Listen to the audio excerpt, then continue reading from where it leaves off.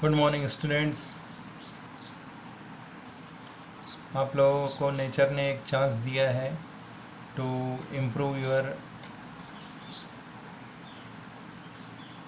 Academic, है ना। तो so try work hard for your level best. I hope you will achieve your goal in this year also, है ना। मतलब ये कि आप 12th क्लास में आसानी से पास हो जाओगे। सो आपने देखा होगा लास्ट ईयर, है ना, हमारे पास कुछ इस बार सिलेबस में भी कुछ कमी आई है, प्रैक्टिकल्स और एक्टिविटीज़ में भी कमी आई है ना। उसमें कुछ रेशेड्यूल किया गया है, वो आपको सिलेबस भेज दिया गया है। उसमें अगर आपको कोई प्रॉब्लम होती है तो आप पूछ लें, ठीक है।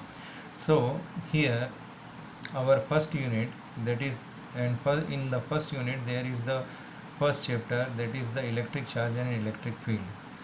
So before starting this one, हम लोग इलेक्ट्रिक चार्ज को पढ़ने से पहले ये समझें कि लास्ट ईयर जो Newton's law, we know that we already studied in class 11th, that is the Newton's law of gravitation. If we have some small R2 particles, R2 masses m1 m2 are placed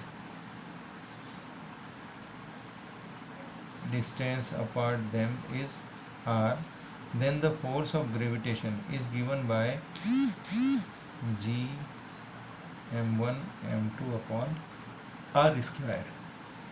अब यहाँ पर ये force लग रहा था। अब हम यहाँ पर देखेंगे टू मासेस की जगह we are suppose that if they are the two particles and these two particles are suppose that electron and another one is also electron. They are very nearby in an atom, so there will be also a force of repulsion. Why we say that repulsion?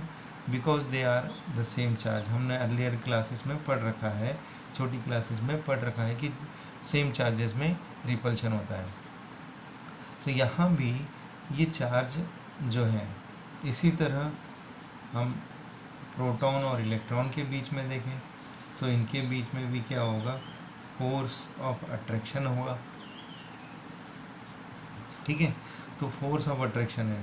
अब ये क्यों हो रहा है, क्यों इनके बीच में force of attraction लग रहा है, और why there is the force of repulsion, due to we know that in some example or some activity we perform at our home, if we rub a comb or a pen in our dry hairs and it stucks the paper piece, so by rubbing, what character the pen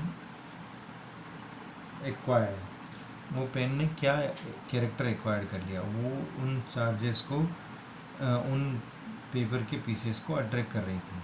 so the paper pen acquired the positive charge, means it when it rub, so इस electron जो है वो चले गए hairs में और उसमें charge जो बच गया वो पॉजिटिव चार्ज बच गया। So obviously it attract the paper pieces because it has, paper piece में दोनों चीज़ें हैं, बट चूँकि इसके पास चार्ज कम है, उसके पास चार्ज ज़्यादा है, तो फोर्स ऑफ अट्रैक्शन उसको अट्रैक्ट करेगा, ठीक है। इसी तरह जब वही ग्लास रॉड को एबोनाइट या एबोनाइट रॉड को वूल पे रब किया जाए तो वो एक्वायर कर जाएगा नेगेटिव चार्ज, और जो वूलन है वो पॉजिटिव चार्ज एक्वायर कर लेगा, मीन्स नेगेटिव चार्ज वो ले लेगी। सो देर इज़ द एविडेंस, मतलब ये कहें कि एक एविडेंस है कि चार्ज कोई भी बॉडी, न्यूट्रली बॉडी क्या होती है, in general the body is in neutral position. When we rub it, हमने रब किया, due to the rubbing, friction से हम किसी भी चार्ज को प्रोड्यूस कर सकते हैं। इट मीन्स किसी बॉडी को चार्ज कर सकते हैं, that is the induced charging by rubbing और friction. Another one is induced, मतलब कोई चार्ज बॉडी को किसी अनदर न्यूट्रल बॉडी के पास ले आए तो वो भी चार्ज हो जाएगी due to the field of that another body. So इस तरह से ये चार्ज आते हैं, ठीक है। लेकिन अगर हम देखें फ्रीली सस्पेंड करें एक एबोनाइट की रॉड को, when it was rubbed with wool और सिल्क पेपर, है ना, तो वो उसको रब करके रखने पर वो उसमें क्या एक्वायर हो जाएगा, दैट एक्वायर नेगेटिवली चार्ज। फिर उसमें एक और अनदर एबोनाइट रॉड को रब करके लाए और उसको उसके पास में लाए तो क्या होगा, they are repel to each other. It means if we have same charges then they are repel to each other. Okay, so ये तो चार्ज था। Now and how we detect it कि चार्ज बॉडी हो गई, तो वो सबसे पुराना जो गोल्ड लीफ इंस्ट्रूमेंट था, है ना, गोल्ड लीफ वाला, तो वो क्या करता है, यहाँ पर कॉर्क लगा गया, एक इसके अंदर गोल्ड लीफ है इस तरह का, तो यहाँ पर ये मेटेलिक होती है। जैसे ही वो चार्ज बॉडी को इसके पास लाते हैं या छुआते हैं तो क्या होगा, चार्ज इसके अंदर से इस थ्रेड ये भी वायर है, ओके, मेटेलिक है,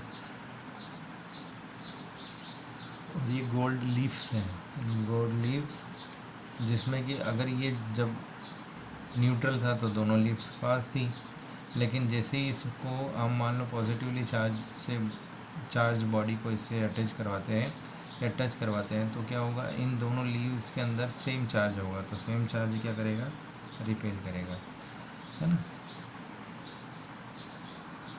सम small definition, what is the charge. अब ये चार्ज कौन होल्ड करके रख सकता है, that charges are hold by any conducting body. It means अगर उसमें से वो चार्ज को फ्लो करने देगा, that means that is the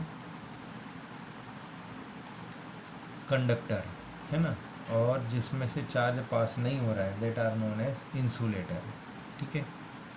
so conductors में क्या आ जाएंगे, जितने भी मेटल्स हैं they are known as conductors, like iron, steel, nickel, cobalt, और नॉन कंडक्टर में आ जाएगा वुड, पेपर एक्सेट्रा, ठीक है।